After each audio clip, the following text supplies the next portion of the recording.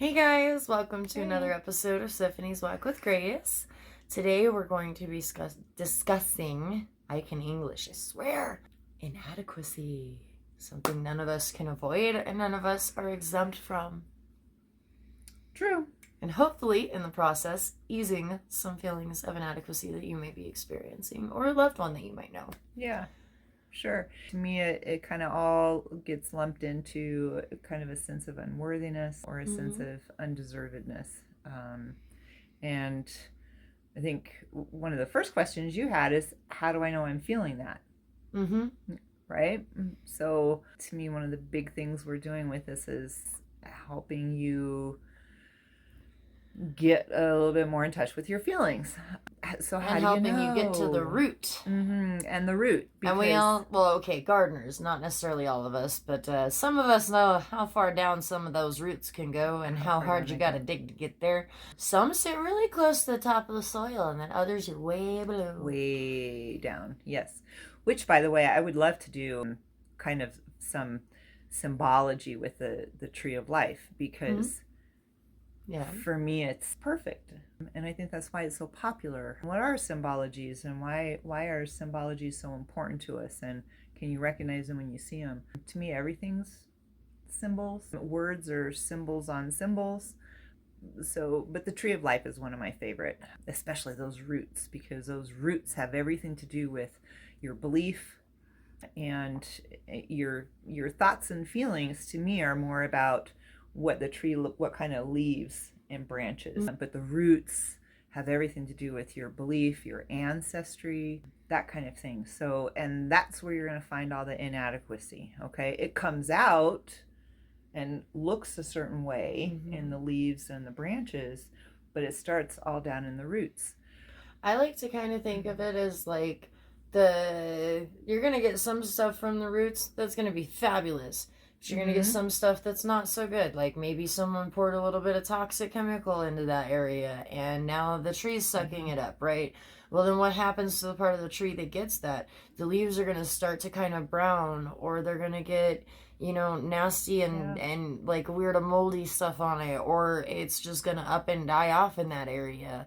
And so if you think of it on that nature, what are these toxic thoughts doing to your outer self that people get to see, and the beauty? What is it doing to the beauty that is you? Yeah. And the toxic thoughts, what do? They stunt the growth.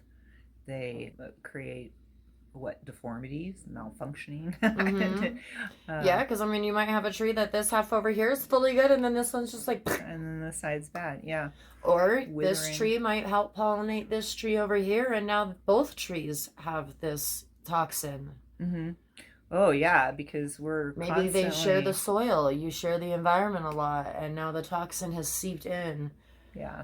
Which unfortunately in my past I was notorious for, so that's speaking from experience. But we all do it, right? I know I do it. I know I did it. No, everyone does it, but not everyone's notorious for it. I was a pro. But hey, no shame in growing. No so shame. What we're here to be is real. So yeah.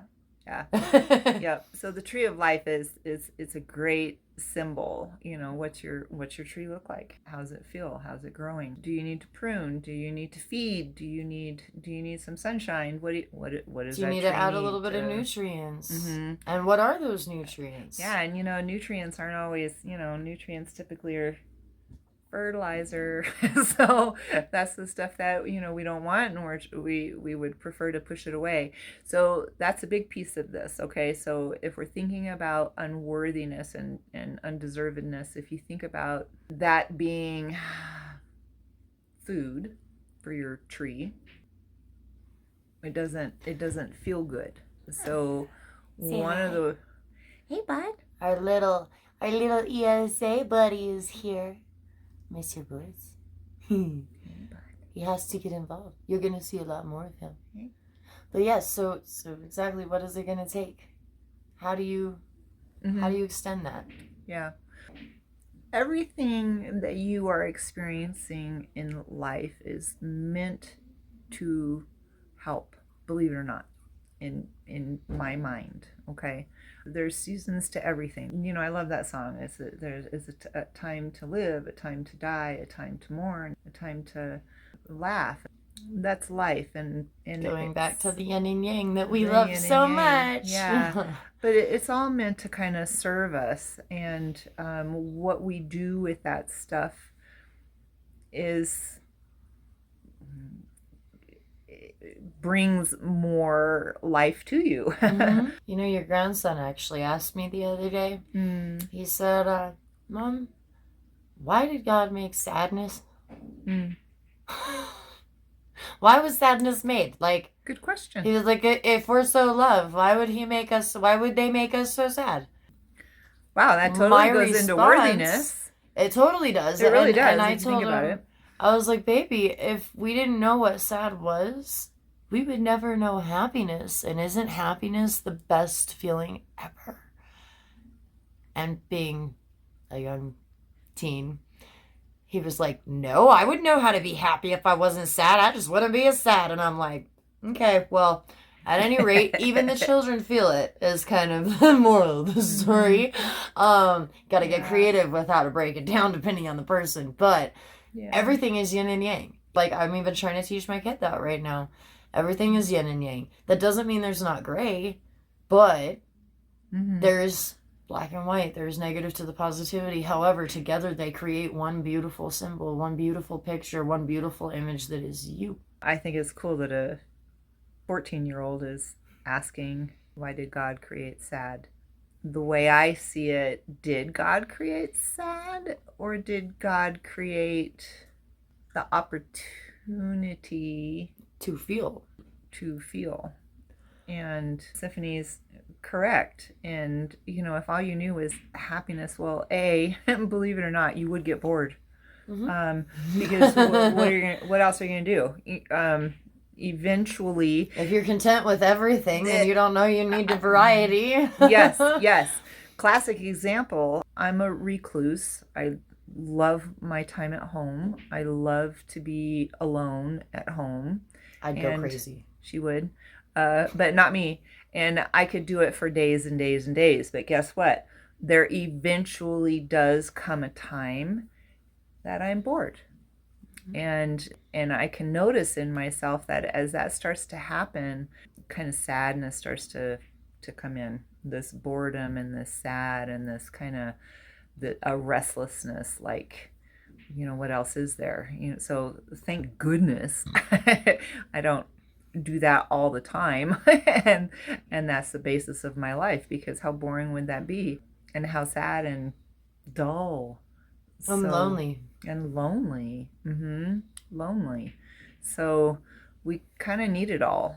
But this whole worthiness and deservedness, I think that also goes into, why does God do bad things, or why does God allow bad things? Or the gods, depending on who you are. I mean, we all know I'm pagan, but I let my kids choose. I don't ever push them any direction. I make sure that they can have education on whatever they choose to know. So that's part of where that came from. Yeah. Just to clarify. But I mean, I've definitely sat there and had moments where I've had such a crap day that I have just stopped what I was doing, looked up and been like, what have I done to piss you off so bad? Like, I'm trying. But you know what? The next day, phenomenal. Yeah. But I had to be pissy first. And I got to dig through my crap and figure out what was making me pissy first. Yeah, you kind of want to dig through some of that stuff. Usually with her. And I have to do that a lot on my own. Things happen and it's like, dang, what's going on? And I'm like my worst enemy. What did I do wrong? Why didn't I do something different? How come I didn't know that? It doesn't matter if it's an accident. I mean, most of the time, stuff just happens, right? And I can go back and say, oh, it's because of that. But ultimately and often, and I wish I had a good scenario for us to kind of put this into some context. You probably do. Okay. What about one of the ones I was talking about earlier? Yeah, which one do you want to bring up? I mean, whichever. Okay, because we are our own worst enemies. So... Okay. I have someone, I'm not giving details out of respect, but I have someone that has been having some vehicular issues. And they have been sharing cars with somebody else in their household. And what happened was the person that was lending the car had misplaced the keys the night before by accident, totally had spaced it.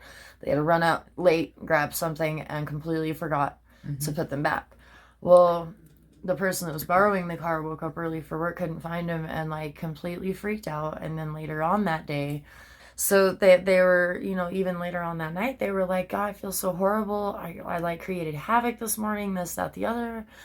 And the other person was like, well, now hold on though. Like, I'm not upset at you. I feel bad because I didn't put the keys back, right? So now you have two people feeling inadequate in this situation. And it was all by mistake. It was a complete accident. And then from here, I'll let you leave, but that's the setup. Okay. So we're just going to say this person or that person. That person, yeah. The lender, the driver. Yeah. How often do you do things that are purely accidental, you know, totally miss the mark, miss the whatever, and you put yourself down for it? What is that? That's to me is a sense of unworthiness. You're saying you're less than, you know, because if I was smart enough, I would have remembered. How dare I not remember? That's all putting yourself down. So keep an eye on that. How often are you putting yourself down? And can you hear it? Can you recognize it? And when you recognize it, stop. Parents are notorious for this, speaking as one, because we don't like to see our babies sad. And then we have to discipline them, and then we feel like crap. Oh, yeah. That's a great one. Okay. That's a great one to go with what she's saying right here. But at the end of the day, it's a lesson for them, which means that it is a beneficial thing because it is to teach them something in that scenario. Yeah. And you're understanding as a parent that they make mistakes, right? So, like, same thing with the vehicle situation. The one made a mistake, and the other one reacted, but then this one feels awful, and this one feels awful that they reacted. So both made kind of mistakes. I mean, but it's all accidental. It's not like they woke up and were like, I'm just going to be an asshole today. That's not what happened. Yeah. And that's the part you need to forgive.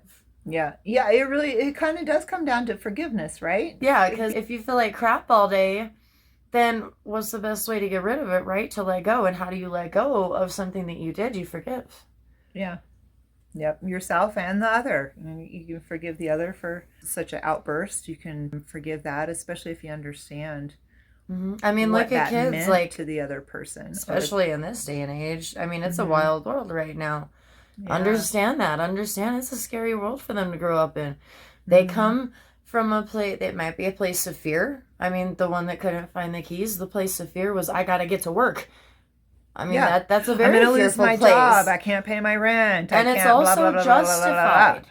And it sure seems justified. And the feeling is justified. Just to feelings are always justified. Yes. Always. It's how we because if you took that scenario, okay, you know, can't find the keys or my car doesn't start, whatever. You pick your, you know, my kid's throwing up, I can't go to work, you know, so all kinds of scenarios can happen so that we... How much money am I losing? Can I find a babysitter? Can I get an Uber on time? Can somebody pick me up?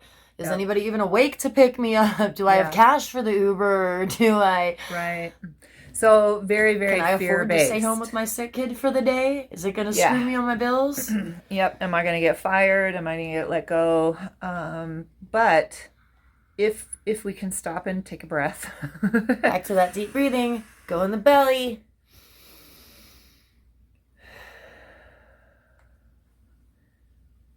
Take another one if you need it.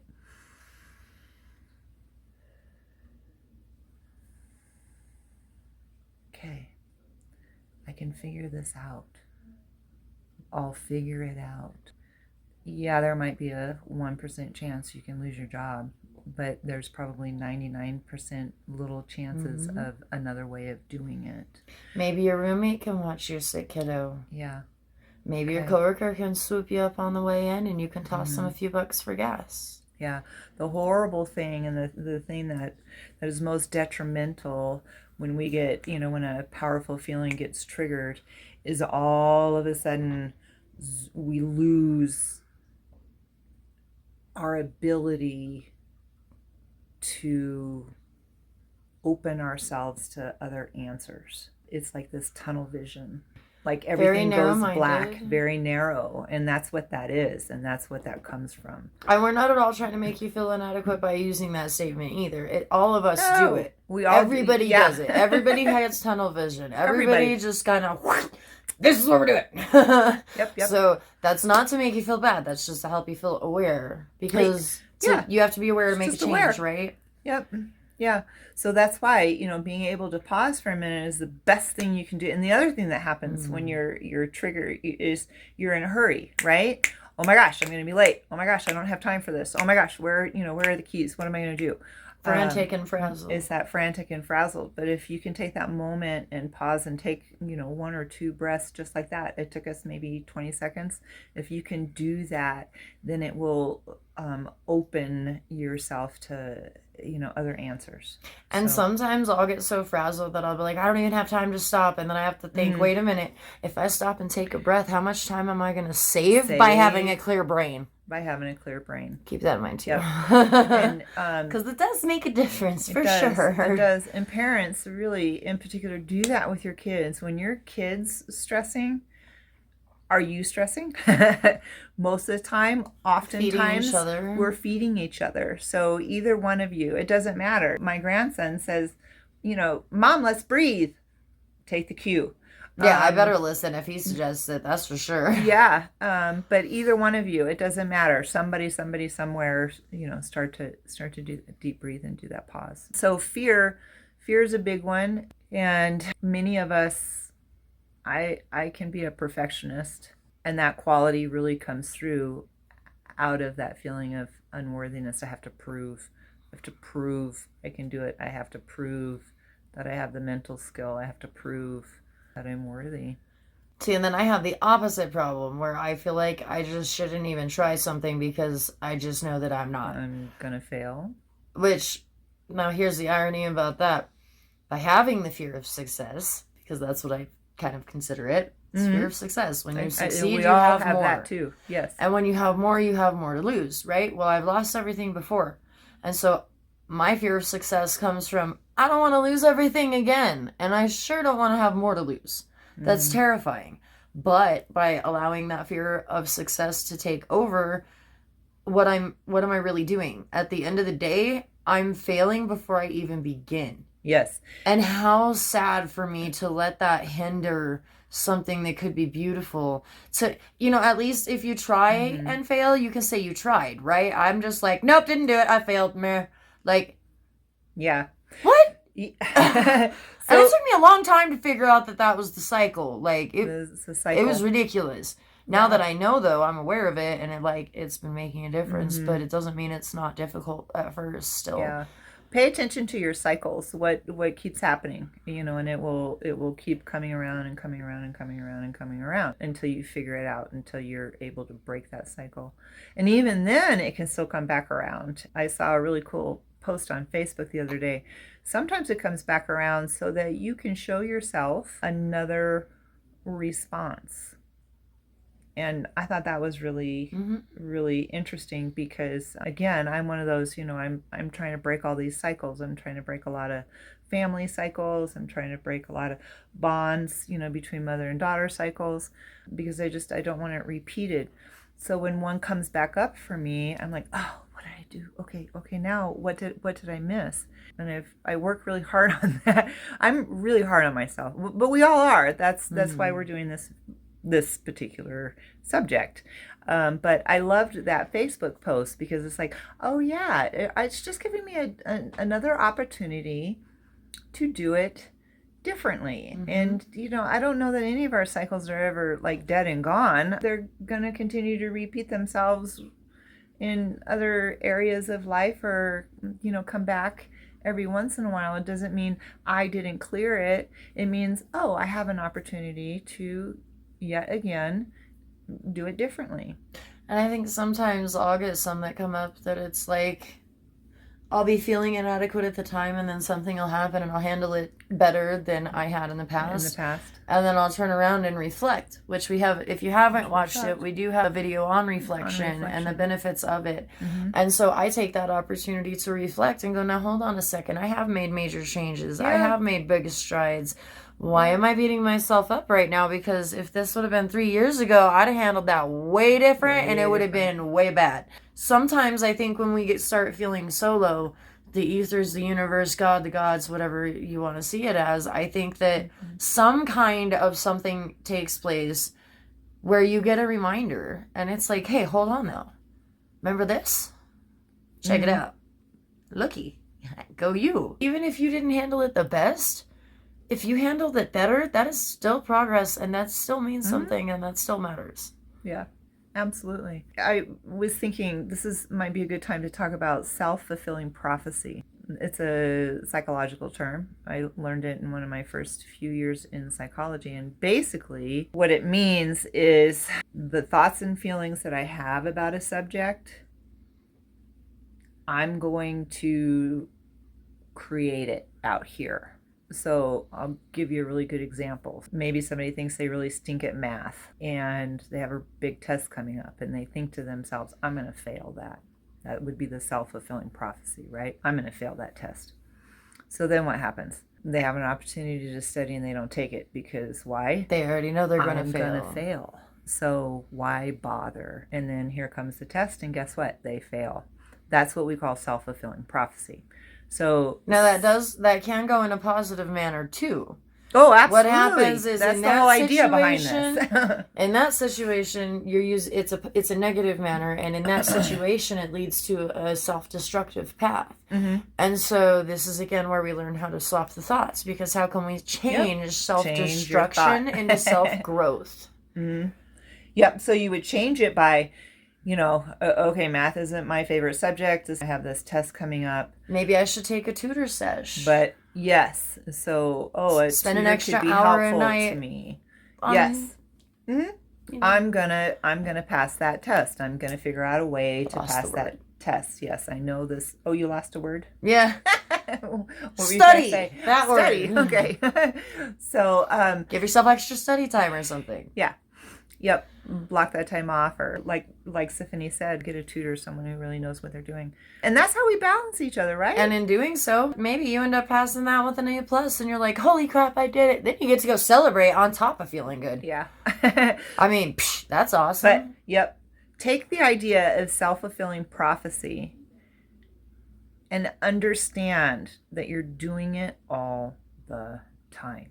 Mm-hmm. Okay? You are creating the experiences in your life. You're creating your own feelings and your own thoughts. Here's a real easy one. Okay. I want a cheeseburger for dinner. Mm-hmm. I'm going to go fry one up in the backyard on the grill. You just fulfilled that. You just fulfilled self-fulfilling and you're happy prophecy. About it. Yeah.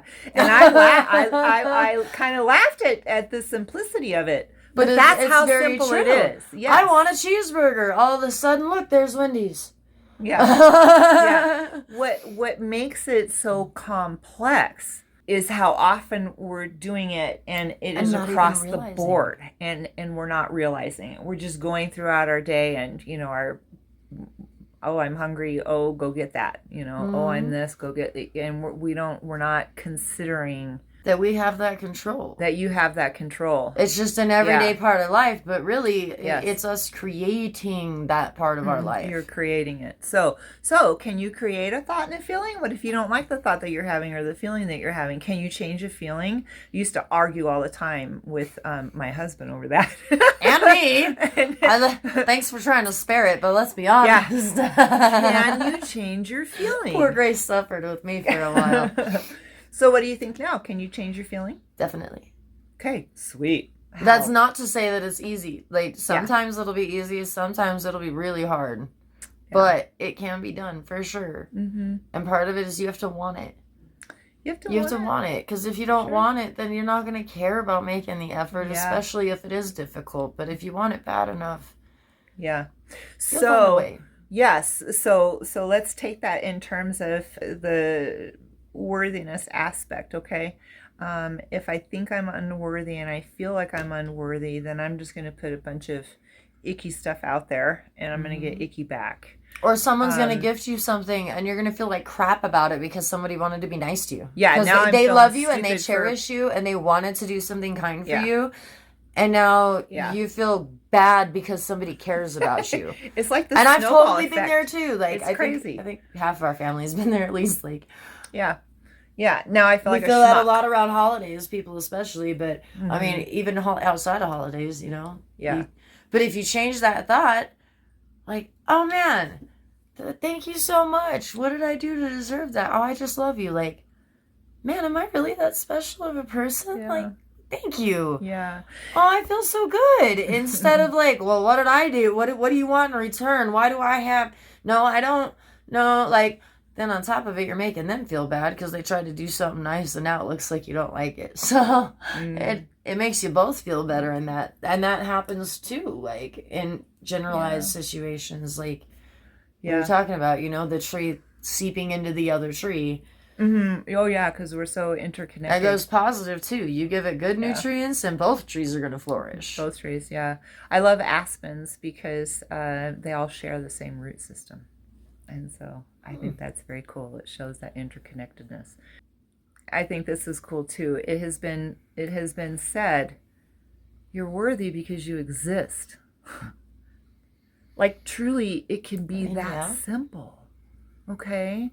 I used to love the saying, you know, God doesn't make junk. Maybe that's what you could see what he does with that. God doesn't make junk. Of course you're worthy. Even a dung beetle has purpose. Yes. You know, I feel like our main purpose is to love and know that you are created of love, to love. And I don't believe God creates pain. I believe we do. And we have been given free will. Free will is what God gave us. He can't give you both. He can't give you free will to allow you to choose and create and experience this magical life and keep you safe and protect you and you know, not let things happen. You can't have both.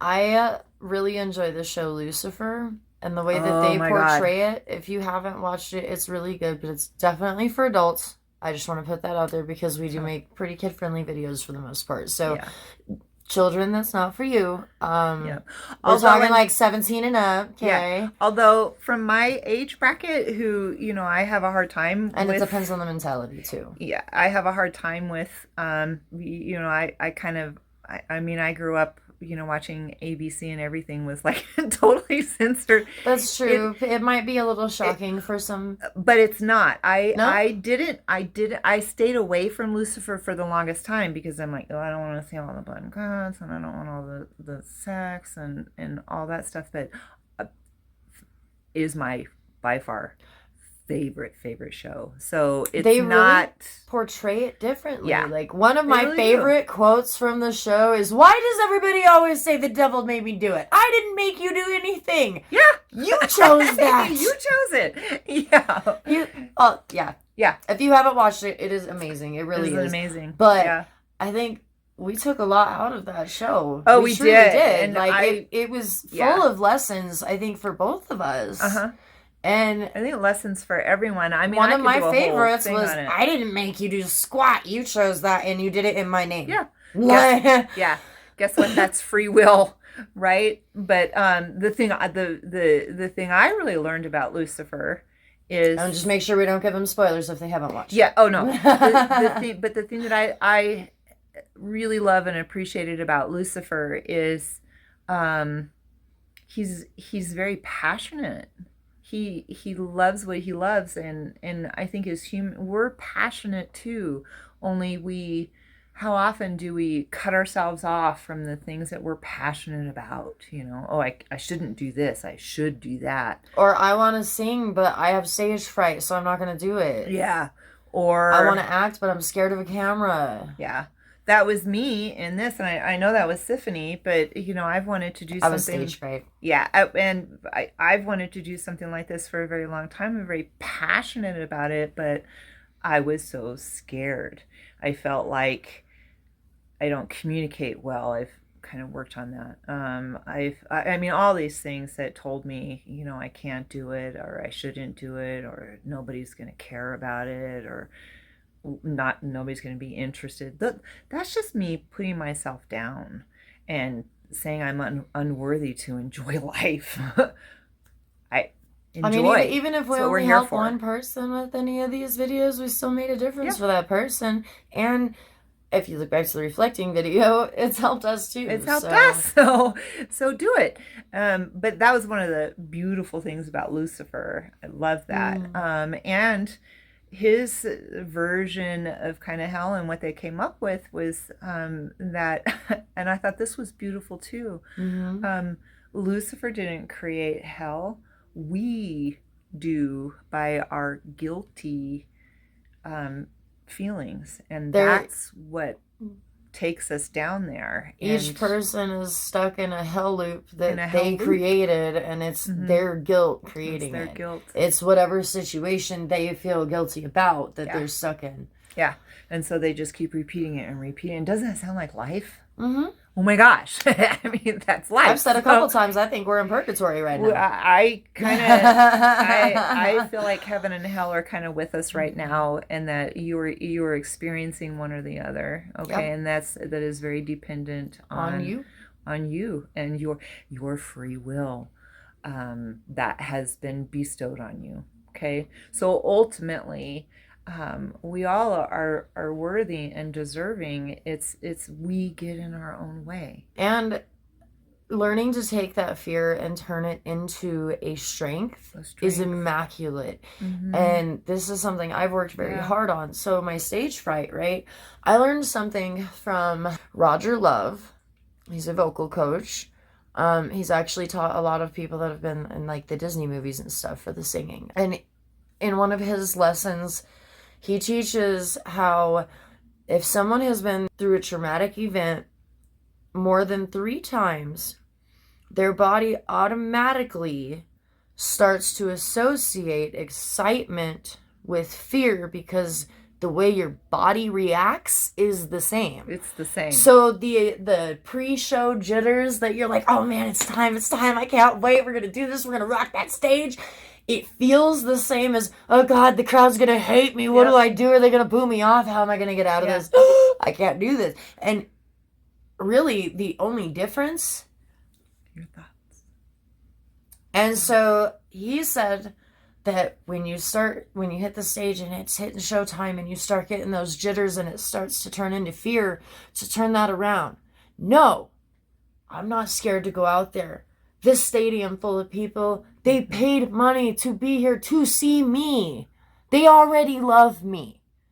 Why do I need to be afraid to give these people what they came to see, what I love to do, knowing that that's their goal, is to experience what they know that I bring already. They're not expecting anything more than what I can already deliver.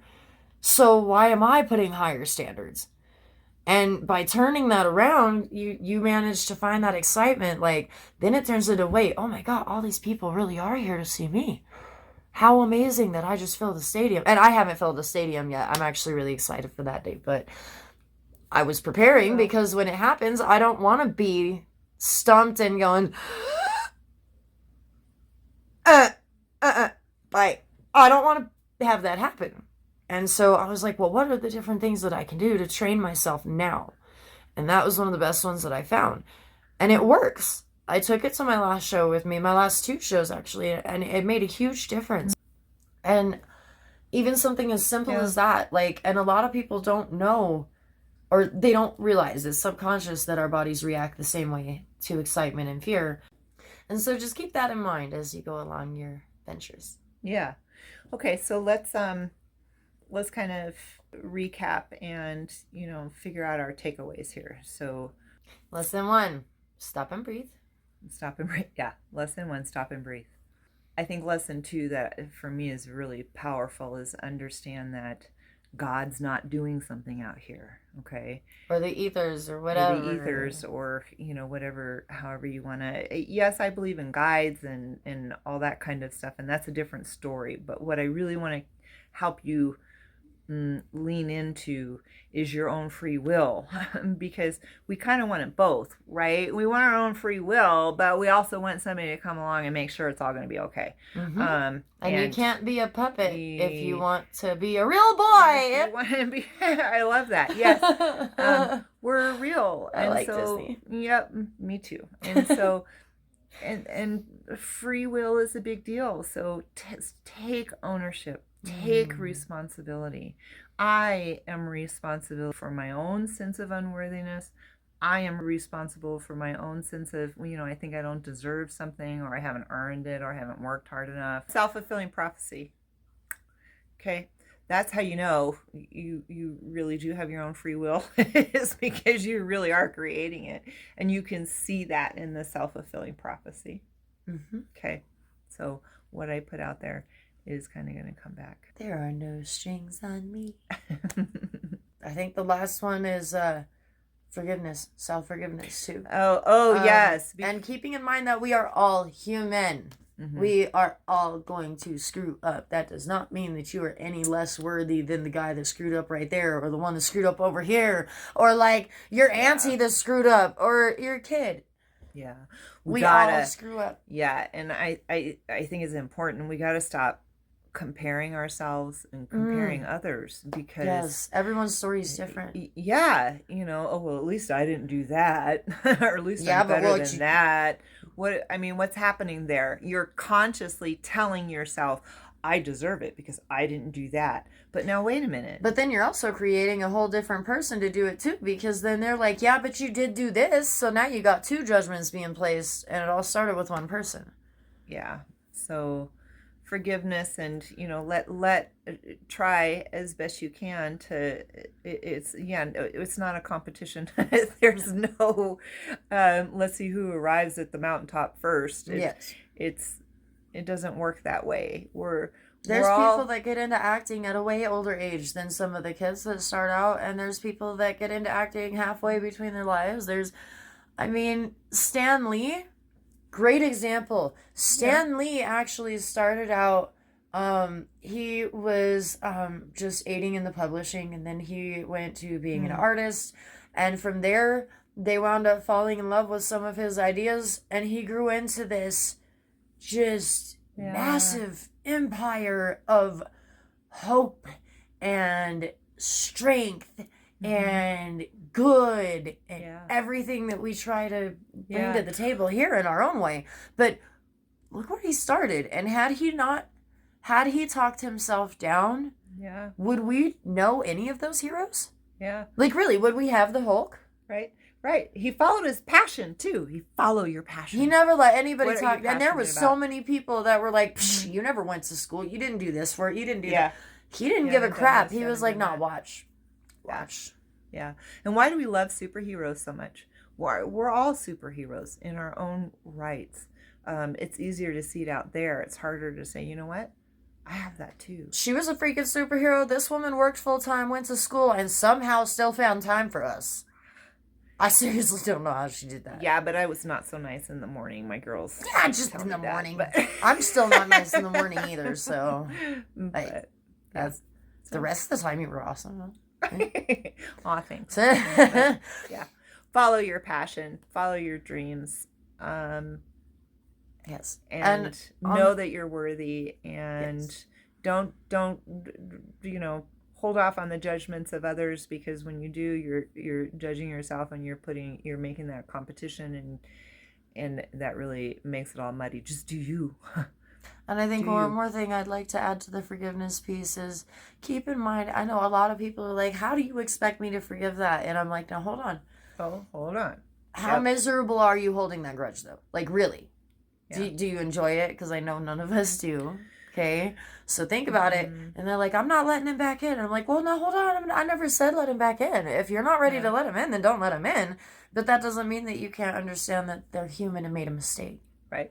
And forgiveness and boundaries are two different things. Yes. Okay. So we do have videos on those too. On but I just like to clarify because you never know which ones that you've got yet. So yeah. So just be gentle on yourself. We're all human. Gentle. Yeah. Well, the gentleness, that is the thing that we didn't mention in this whole thing. Oh, that's true. You know, because, part of being so hard on yourself and trying to do it right as you work on this. Oh, yeah, no, I am deserving of this. Yes, I am worthy. Yeah, God doesn't make junk. I exist, therefore, it's all good or whatever. It is being kind and gentle to yourself and give yourself grace to others, grace to yourself.